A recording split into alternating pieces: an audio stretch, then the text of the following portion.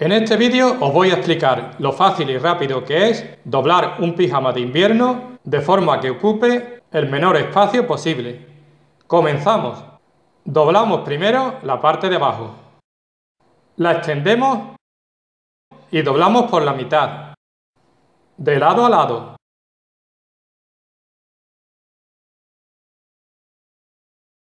Sacamos la entrepierna para afuera y la doblamos hacia el centro.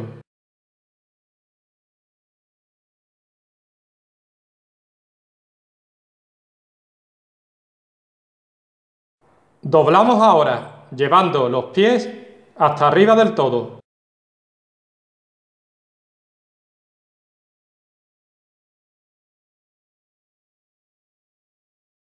Dejamos a un lado para doblar ahora la parte de arriba.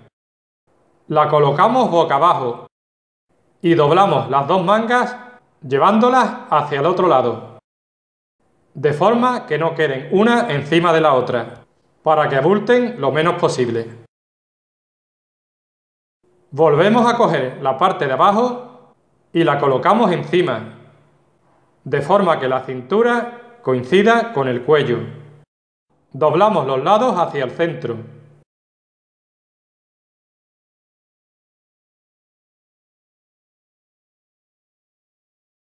Cogemos por la parte inferior y la doblamos para arriba, de forma que nos queden dos trozos iguales. Fíjate que aquí se nos ha quedado una especie de bolsillo, pues ahí vamos a meter el otro extremo.